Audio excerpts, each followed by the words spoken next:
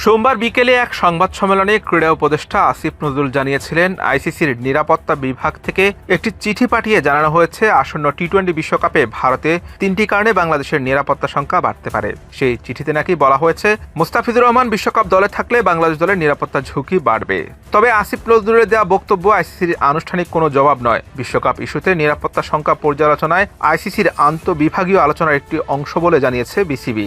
আসিফের বক্তব্যের কয়েক ঘন্টা পরই এক সংবাদ বিজ্ঞপ্তিতে এমনটা জানিয়েছে বাংলাদেশ ক্রিকেট বোর্ড বিসিবি। চলতি মাসে আইপিএল থেকে মুস্তাফিজুর রহমানকে বাদ দেওয়ার সিদ্ধান্তের পর ভারতে গিয়ে টি-20 বিশ্বকাপ খেলতে অস্বীকৃতি জানায় বিসিবি। এ নিয়ে আইসিসিকে একাধিকবার বাংলাদেশের ম্যাচগুলো শ্রীলঙ্কায় স্থানান্তরের বিষয়ে জানায় বিসিবি। এ বিষয়ে আজ গণমাধ্যমে কথা বলেছেন যুব ক্রীড়া মন্ত্রণালয়ের উপদেষ্টা আসিফ নজরুল। তবে বিসিবি জানিয়েছে, আইসিসির সাথে 2026 টি-20 বিশ্বকাপ নিয়ে সাম্প্রতিক যোগাযোগের বিষয়গুলো স্পষ্ট করতে চায় তারা।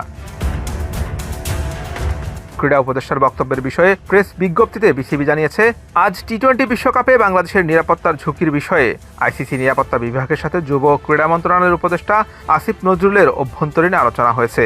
এই আলোচনা ভারতের বাইরে বাংলাদেশের ম্যাচ স্থানান্তরের জন্য বিসিবির অনুরোধের প্রতি আইসিসির আনুষ্ঠানিক প্রতিক্রিয়া নয়।